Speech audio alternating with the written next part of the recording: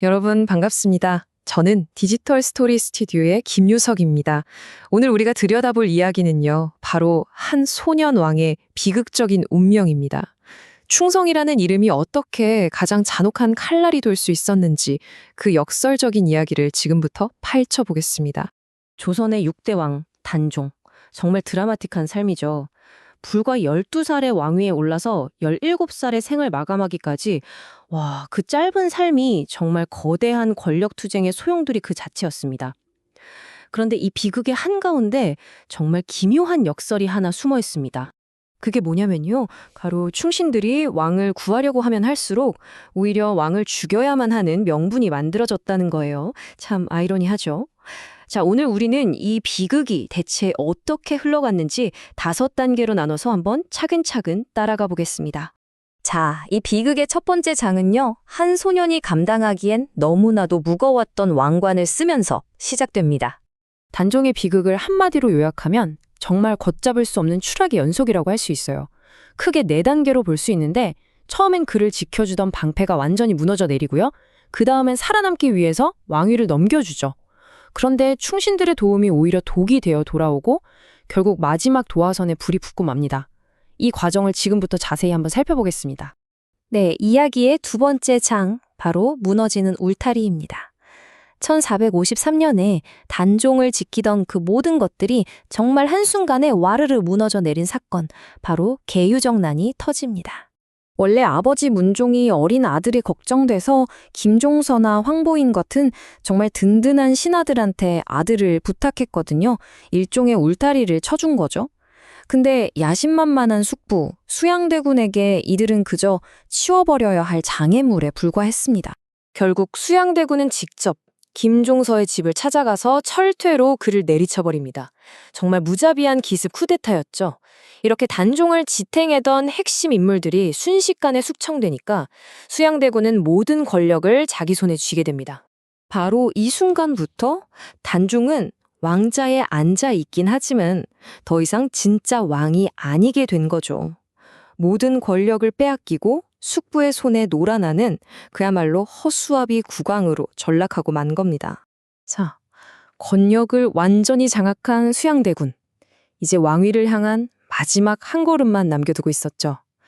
그리고 바로 이때 단종을 구하려는 첫 번째 움직임이 시작됩니다.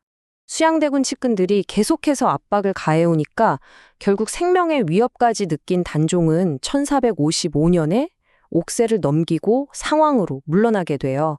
이때 수양대군이 내세운 연분이 어린 조카를 지켜주겠다는 거였는데 이건 그냥 왕위 찬탈을 위한 형식적인 절차에 불과했죠.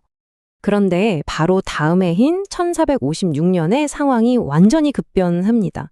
우리가 잘 아는 성삼문, 박팽년 같은 분들, 이 사육신이라고 불리는 충신들이요, 명나라 사신을 맞이하는 연회 자리에서 세조, 그러니까 수양대군을 제거하고 단종을 다시 왕으로 앉히려는 계획을 세운 겁니다. 하지만 이 계획이 동조자였던 김질이 배신하고 밀고하면서 허무하게 실패로 돌아가요.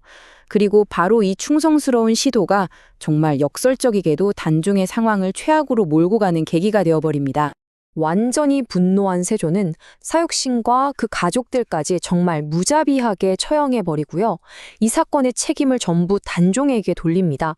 그래서 상황에서 노산군으로 강등시켜버리고 저 멀리 강원도 영월 땅으로 유배를 보내서 완벽히 고립시켜버리죠. 이제 단종은 권력의 중심에서 완전히 사라진 존재가 됐어요. 하지만 그를 향한 충성심의 불씨는 아직 꺼지지 않았습니다. 그리고 이 마지막 불꽃이 결국 그의 숨통을 끊어놓는 도화선이 되고 맙니다. 1457년 단종의 또 다른 숙부인 금성대군이 이 꺼져가던 불씨를 다시 한번 살리려고 합니다. 단종 복위운동을 또 계획한 거죠. 하지만 이 마지막 희망의 불꽃마저도 너무나 허무하게 발각되고 맙니다. 그리고 이 사건이요, 결정적인 논리의 전환을 가져옵니다. 세조의 신하들이 이제 대놓고 말하기 시작하는 거예요. 저 노산군이 살아있는 한 이런 반란은 앞으로도 계속될 겁니다. 라면서요. 예전엔 반란의 상징 정도였다면 이제는 반란의 근원으로 지목하고 이 근원을 아예 제거해야 한다는 주장이 쏟아져 나온 거죠. 결국 어떻게 된 걸까요? 충신들의 그 충성심이 역으로 단종을 죽여야만 하는 완벽한 정치적 명분이 되어버린 겁니다. 1457년 10월 24일 세조는 결국 단종에게 사약을 내리려는 명을 내립니다.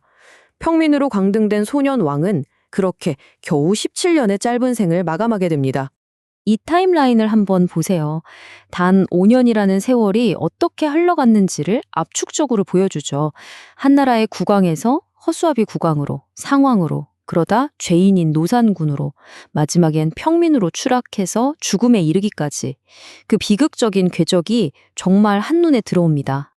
자, 이제 우리는 이 이야기의 가장 비극적인 핵심, 바로 권력의 잔혹한 역설과 마주하게 됩니다. 결국 이 모든 이야기의 핵심은 바로 이거예요. 단종을 위했던 충신들의 복위 시도. 이것이 역설적으로 세조에게는 단종을 제거해야만 하는 정치적 명분을 손에 쥐어준 꼴이 된 거죠. 충성이라는 이름으로 했던 모든 행동이 오히려 단종의 목을 조르는 밧줄이 되어버린 셈입니다. 왕을 지키려고 했던 그 순수한 충성심. 하지만 그 순수함이 결국 17살 소년을 죽음으로 몰아넣는 방아쇠가 되어버렸습니다. 어떻게 선한 의도가 이토록 비극적인 결과를 낳을 수 있는 걸까요? 단종의 이야기는 오늘 우리에게도 정말 묵직한 질문을 던지고 있습니다.